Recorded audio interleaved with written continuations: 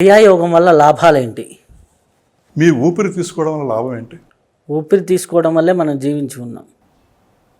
క్రియ కూడా ఊపిరికి క్రియకి చాలా దగ్గర సంబంధం ఉంది. క్రియ అన్నది ఒక లైఫ్. క్రియ అన్నది ఒక లైఫ్. సో ఊపిరికి మానవుడికి ఎంత సంబంధం ఉందో ఊపిరికి క్రియకి కూడా అంత దగ్గర సంబంధం ఉంది. ఓకే, ప్రాణకర్మ చేయడమే క్రియాయోగం. ప్రాణకర్మ చేయడమే క్రియాయోగం. ప్రాణకర్మ దేంతో చేస్తాం? ఊపిరితో మాత్రమే చేస్తాం. పరమాత్ముడి యొక్క ప్రాణకర్మ పైనుంచి లోపలికి నిశ్వాస విశ్వాసాల రూపంలో జరుగుతుంది. బహిర్ముఖంగా మాట్లాడదు, అంతర్ముఖంగా జరుగుతుంది. ఈ అంతర్ముఖంగా జరిగిన ప్రాణాయామాన్ని గురువుల ద్వారా, ఈ రహస్య విద్యని, ఈ బ్రహ్మ విద్యని గురువుల ద్వారా నేర్చుకుని ఆ శ్వాసని పైకి కిందకి తీసుకువెళ్తే క్రియాయోగం యొక్క అవగాహన కంప్లీట్గా కలుగుతుంది.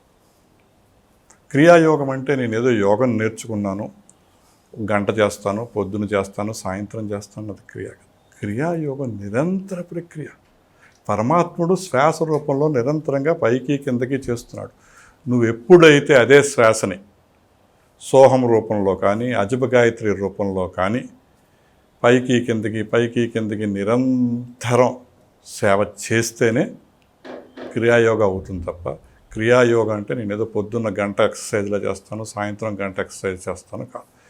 క్రియాయోగం అంటే సత్యం తెలుసుకోవడం. సత్యం తెలుసుకోవడం అంటే మీరు ఇక్కడ అడగచ్చు ప్రశ్న ఏంటంటే, మనం ప్రతి వాళ్ళు ఒక గుడ్డి సామ్రాజ్యంలో ఉన్నాం. గుడ్డి సామ్రాజ్య అధిపతి ధృతరాష్ట్రుడు. గుడ్డిరాజు ఎవరు? మన మైండ్. గుడ్డిరాజు మైండ్. ఈ మైండ్ యొక్క శిష్యుడు ఎవరు? మైండ్ యొక్క కుమారుడు అనుకోండి, యంగ్ ప్రిన్స్ అనుకోండి. ఈ యంగ్ ప్రిన్స్ ధృతరాష్ట్రుడు, యంగ్ ప్రిన్స్ దుర్యోధనుడు. అహం. అలాగే ఈ ఉత్తరాయణ పుణ్యకాలంలో 25, ఈ దక్షిణాయనంలో 25 మైండ్ క్యారెక్టర్స్ ఉంటాయి.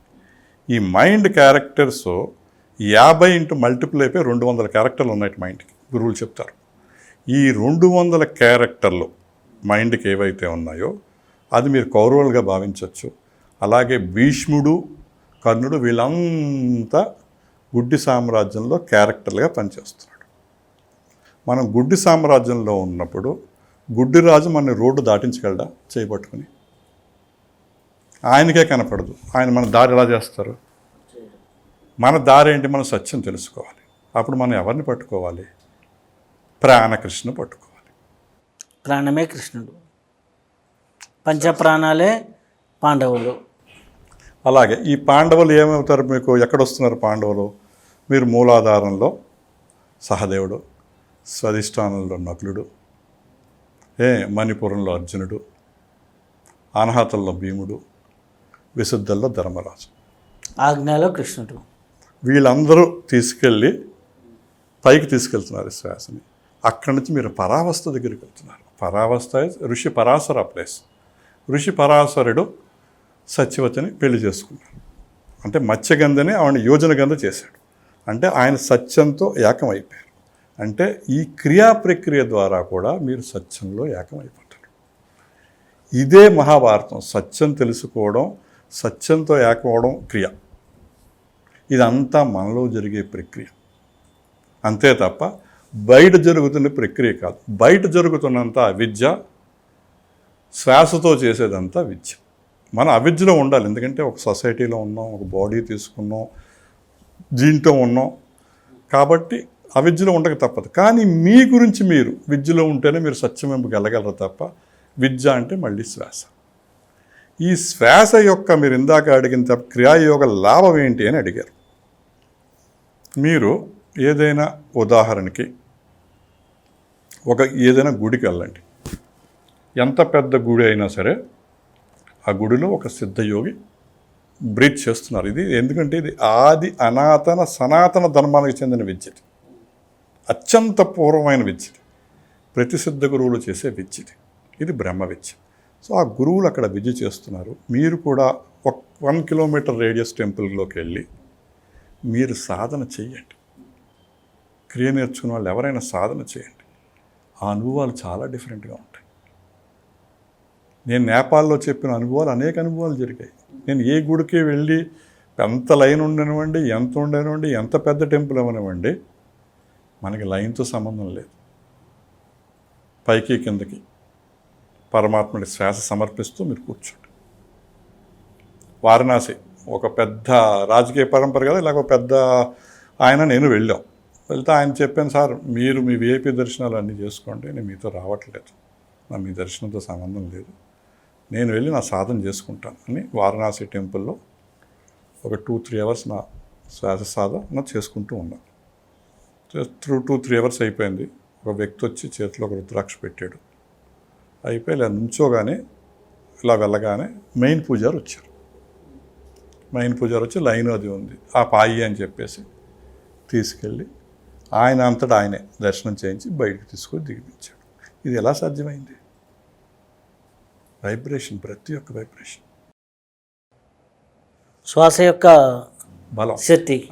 ఆ శ్వాస ఆరోగ్యం విశ్వాపనం అంటే శ్వాసే ఆరోగ్యం. శ్వాసే ఆరోగ్యం. తర్వాత మీకు ఎంత పెద్ద ప్రాబ్లం రండి, తీసుకురండి, పైన బలం చేసేయండి, ప్రాబ్లం కిందకు వచ్చేయండి. శ్వాసే పరిష్కారం. శ్వాసే బలం, శ్వాసే పరిష్కారం, శ్వాసే సర్వం. మీ అన్ని కర్మలను తీసేది శ్వాస మాత్రమే తప్ప వేరేది లేదు. ప్రాణకర్మే శ్రేష్టమైన కర్మ. నిష్కామ కర్మ అంటే ప్రాణకర్మే. ప్రజలు చాలామంది అంటారు నిష్కామ కర్మ అంటే నేను తెలియకుండా గుప్తంగా 10,000 రూపాయలు ఇచ్చాను, 20,000 రూపాయలు ఇచ్చాను, 70,000 రూపాయలు ఇచ్చాను, వాడికి సేవ చేశాను, వాడికి ఆహారం పెట్టాను అంటాడు. ఎంత చెప్పినా కూడా ఈ సేవలో ఎక్కడో చిన్న అహం దాంకునుంది. నేను అన్నది ఎక్కడో దాంకునుంది, అది నిష్కామ కర్మలోకి రాదు. ప్రాణకర్మ తప్ప ఏది నిష్కామ కర్మ కాదు. ప్రాణకర్మ ఒకటే నిష్కామ కర్మ. మీరు ఎప్పుడైతే ప్రాణకర్మ చేస్తున్నారో అన్ని కర్మలు అక్కడ బర్న్ అయిపోతాయి. సాధ్యం కాందంటూ ఏదీ లేదు. క్రియా విద్య చేసిన వాడికి సాధ్యం కాందంటూ ఏదీ లేదు. ఎందుకంటే వాడు సత్య మార్గంలోకి వెళ్తున్నాడు, వాడు సత్యం ప్రయాణిస్తున్నాడు, వాడు సత్యం చేరుకోవాలి. అసలు క్రియ ఎందుకు చెయ్యాలి అంటే విక్టరీ ఓవర్ బర్త్, జన్మరాహిత్యం. మనం అనేక జన్మలు వెళ్తున్నాం. ఈ ఉచ్ఛ్వాస నిశ్వాసలో మిమ్మల్ని కాలానికి అతీతంగా తీసుకెళ్ళిపోతున్నాయి. అనేక వేల సంవత్సరాలు దాటి ముందుకు వెళ్ళిపోతున్నారు మీరు. 180 బ్రెత్లు తీస్తే 1 సంవత్సర కాలం దాటి ముందుకు వెళ్ళిపోతున్నారు మీరు.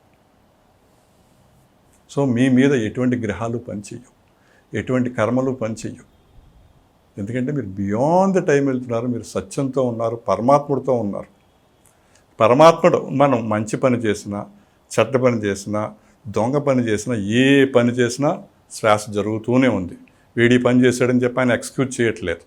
ఆయన ఎక్స్క్యూజ్ చేస్తే మనం ఇలా మాట్లాడుకోం, 1 నిమిషం అంతే. ఆయన నిరంతరం మనం ఏ పని చేసినా ఆయన చేస్తూనే ఉన్నారు. ఆయనకి మనం ఏం చేస్తున్నామని ఒక ప్రశ్న వేసుకుంటే సరిపోతుంది. ఎప్పుడైతే అది అర్థమైందోనే పరమాత్ముడికి నేనే శ్వాస చెయ్యాలి అనే విషయం ఎప్పుడైతే అర్థమైందో మొత్తం అంతా బోధపడిపోతుంది. అక్కడే ఉంది చిక్కుమడి. ఈ క్రియాయోగాన్ని బ్రహ్మ విద్య అంటారు, సిద్ధ విద్య అంటారు. ఎవరైనా సరే ట్రూగా గురువుల ద్వారా ఈ శ్వాసను పట్టుకున్నాడు, బ్రహ్మ విద్యలో ఉండి, సిద్ధ విద్యలో ఉండి, క్రియా విద్యలో ఉండి అందరికీ సేమ్ రిజల్ట్స్ వస్తాయి. దాంట్లో ఎటువంటి తేడా లేదు.